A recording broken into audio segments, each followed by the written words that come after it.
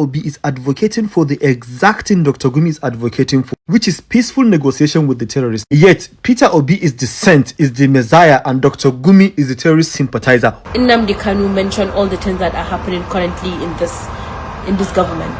Sheikh Gumi should be prosecuted the same way Nnamdi Kanu is prosecuted. Attacking the bandits will be a mistake. Negotiate with them instead. So right now, in this particular one, right now, a lot of Nigerians, especially our northern brothers, they are not coming out right now to compare Mr. Peter Obi and Gumi. You know, after Nnamdi Kanu was sentenced to life imprisonment, Mr. Peter Obi actually came out to release a very long tweet on Twitter where he actually called on federal government that, according to him, that they should have not arrested Nnamdi Kanu for the first place, that they should go for dialogue for peace to reign in the South. So Nigerians are now coming out to compare Mr. Peter Obi and Gumi. According to them, he said they are doing the same thing. They are calling for dialogue, negotiation. So they are terrorist sympathizers. So right now, I'll be showing you guys a series of videos of how Nigeria, especially our northern brothers, are coming out to compare Mr. Peter Obi and Gumi. You know, Gumi has been coming out to say these bandit terrorists, they are our brothers. The federal government should negotiate, should dialogue, and pay them mostly for peace to reign. That they are the ones securing our forests in the north. So right now, Nigerians are comparing Gumi and Mr. Peter Obi for actually making that the same statement after Nnamdi Kanu was sentenced to life imprisonment. So right now, I'll be showing you guys the full video. What do you have to say about this, about the comparison between Mr. Peter Obi and Gumi? Guys, drop your comment at the comment section and don't forget to subscribe.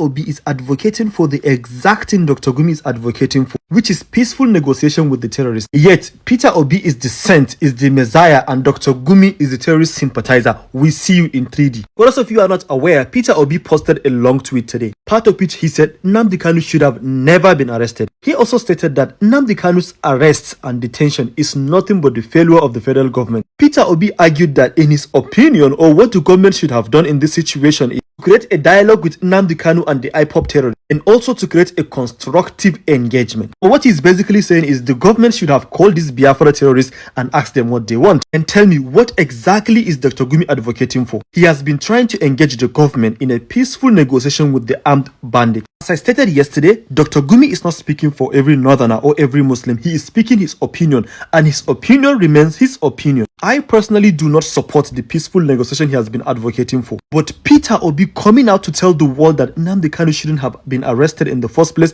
is disappointing. The same Nnamdi Kanu that was found guilty of several count charges, but yet Dr. Gumi is a terrorist sympathizer and Peter Obi is the messiah, and both of them say the same thing. Make it make sense. You guys are filled with tribalism and sentimentalism. And the same way we saw the armed bandits walking around with pew-pews is the same way we saw the Biafra terrorists walking around in a marketplace. I have the video evidence. Make all of now relax. Nobody should gaslight anybody in this Nigeria. Sheikh Gumi should be prosecuted the same way Nnamdi Kanu is prosecuted. Blah, blah, blah, blah, blah, blah. Boys, you cannot gaslight us this time around. Our eyes have opened, as I said.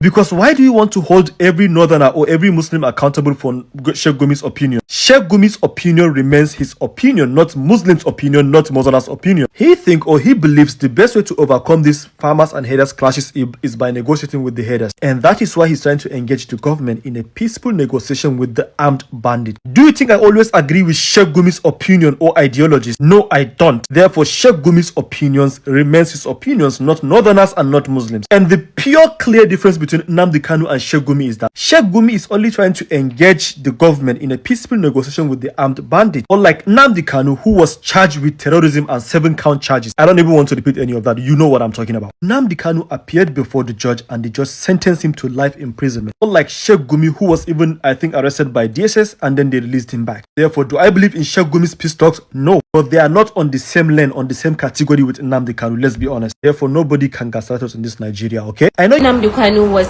sentenced to life imprisonment, which I honestly commend the government for doing such, for taking such a very good decision. But here is my question. Another person is being accused of the same crime. If the government is not aware, then I think they can call me and I'm going to tell them with evidence. This same person has been banned to travel to Saudi because he is associated with bandits. Yet he is allowed in this same country that punish people like Nnamdi Kanu, is been allowed to have interviews and even have connection with the government, both state and federal government. This same person made a statement in December or January 20, I can't remember the date, rather in 2024, where he said, we shouldn't vote for any government that will not negotiate, reintegrate bandits into the society. He said, and I quote, that bandits are not bad people, rather we are misinterpreting them and we don't understand them.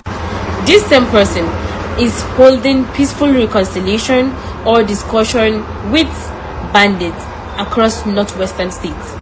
Now, to the federal government, if this kind of people are allowed to roam freely in a country where banditry and insecurity is one of the topmost issues we have as a country, then people like Nnamdi Kanu should also be let to roam free. Because if I could remember, Nnamdi Kanu mentioned all the things that are happening currently in this government. I believe one of the issues we have in this country is we don't pay attention to the real culprits. We don't judge people. We don't hold people accountable for their actions.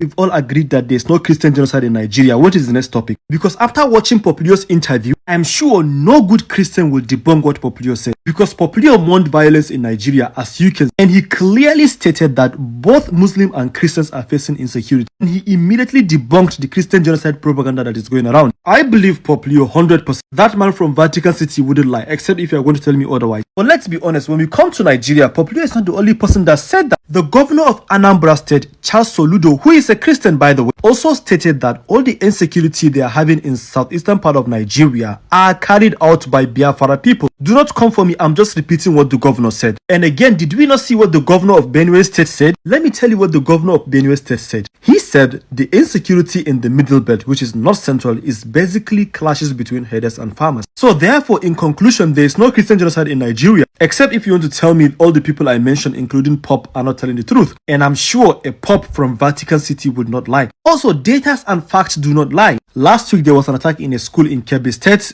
All the victims were Muslim. There definitely was an attack in Kwara. The victims were Christian. And the victims of Niger State, the Catholic school, were also Christian. The data is not lying. The victims are Muslims and Christians. Therefore, I think you should rest your case with this your Christian genocide propaganda and come and join the reality. And the reality is we should stop supporting terrorism. We should stop spreading fake news. We should stop playing tribe when it comes to security issues. We should hold responsible people accountable. And by responsible people, I mean our elected politicians. Therefore, dear President Bola Ahmed Tinubu, bring back our girls and end insecurity in Nigeria. Nigeria first. Spread the love, not the hate.